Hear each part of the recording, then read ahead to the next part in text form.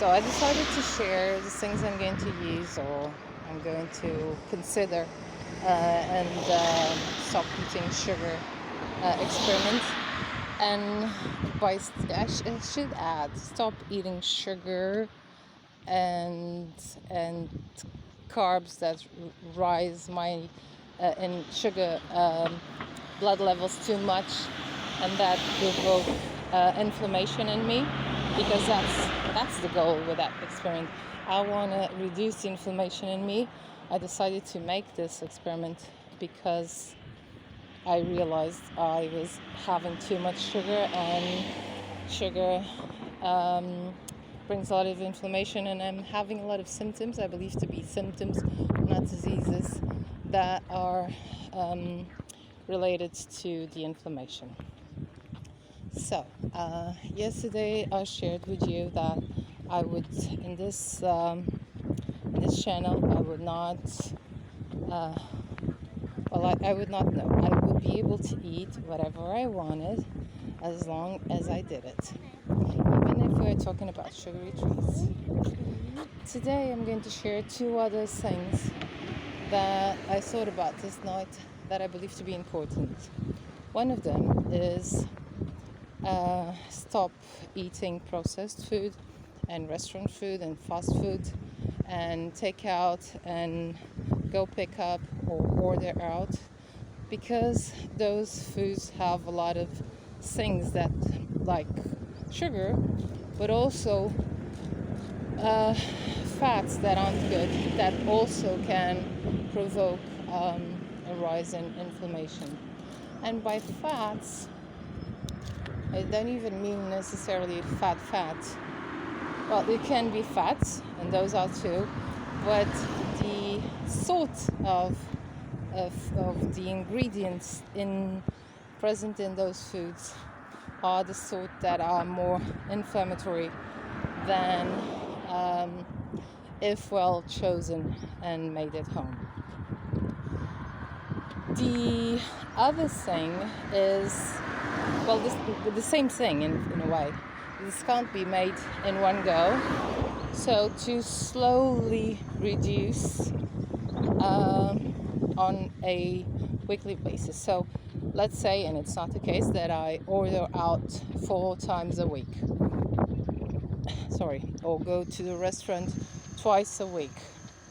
One day a week less per week. So the first week I will do it, if I'm doing it 4 times, I will do it 3 times. The second week I will do it 3 times. The third week I will do it 2 times, and the fourth week I will do it once, and the fifth week I won't do it at all. The goal is to be able to go without for as long as I can, but obviously if I get too much cravings or can't really resist it, maximum once, and I wouldn't say a week, once every 2 weeks, because the inflammation it provokes, it takes time to be lost. So just 6 days isn't enough, because there are too many things. It's not just like a sugary treat made at home. It's too many things. There are the fats, there are the sugars and the processed foods and the flours. All that added gives a lot of inflammation. The other thing, and they are in a way together, is regarding when to eat, what I can eat. I have noticed that when I eat carbs in the morning, I tend to feel like eating sugary treats more than when I don't. So I will not eat, or I will reduce the intake of carbs in the morning. And when I eat carbs in the evening, I tend to wake up and stay awake for a while, which was what happened today. And I don't know what I ate yesterday. Oh, well, I had sweet potato, but it was a full sweet potato. Maybe it was too much. So, according to what I've been watching and researching, if we eat a lot of carbs, or if you eat more carbs than you should in the evening, we might have a drop of sugar in the middle of the night, and that wakes us up. Not the drop of sugar, but I believe there is a response in cortisol. Cortisol raises up to wake us up when we have that low sugar in our blood. So I'm not going to have them at lunch either, dinner either. So I only have lunch to have the treats. And there are three sugary sort of things to be considered. There's fruit. There are the sugary treats themselves, like cakes and ice cream and cookies and all those things. And there are foods, proper meal foods that also spike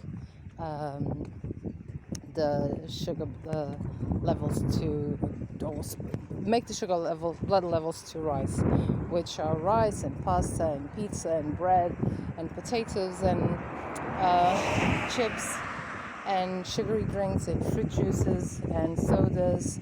All those things are also sugar, so to speak. So if I'm having fruit, I'm not having those sorts of foods nor sugary treats.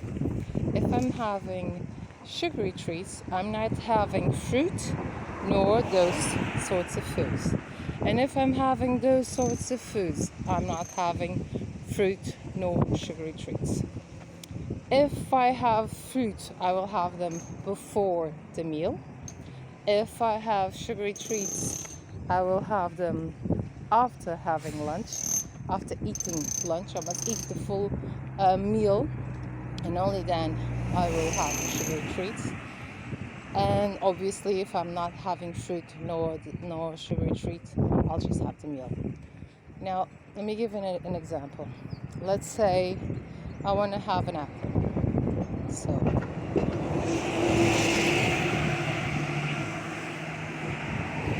I'll have the apple, and then 1 hour later I will have the meal. And the meal must be based on vegetables and proteins and a little bit of olive oil, because it's what I like, on the vegetables, to add a little bit of fat. Little bit, really a little bit, not go overboard. If I decide to have, let's say, a cake, I will have the meal, and the meal will again be just proteins and vegetables with a little bit of olive oil on the vegetables. And after eating that, I will have the cake. But let's say I feel like having rice, or I feel like having pizza, or whatever. I will have the rice with proteins, and by proteins I mean meat or fish. I am sort of excluding beans, but they are not exclusive. Beans and legumes and lentils and things like that are proteins as well, but I am sort of excluding them because they also have a high carb count. So I'll try to stay away from those at least in the beginning. But the meal will be rice, meat or fish, and vegetables with a little bit of olive oil, and nothing else. No prior fruit nor dessert afterwards. And breakfast and dinner would be the same sort, meaning proteins and vegetables only. Maybe a little bit of fat on the olive oil on the vegetables. Again, my 10 minutes are over. But what am I saying? But that's it. So breakfast and lunch very resemblant in sort of what to eat, proteins and vegetables. At breakfast time, I can indulge a bit in either fruit, a sugar treat, or the sort of food I'm going to have at lunch. And at dinner, add a bit more vegetables than I do at lunchtime, because it's going to be a meal that I'm going to be without eating for a longer amount of time, since I'm now not eating after dinner. I will only eat for breakfast the next day. And I came up with other ideas during the night, so I will let you know one a day, or one every couple of days. I don't know. I will let you know the other soon.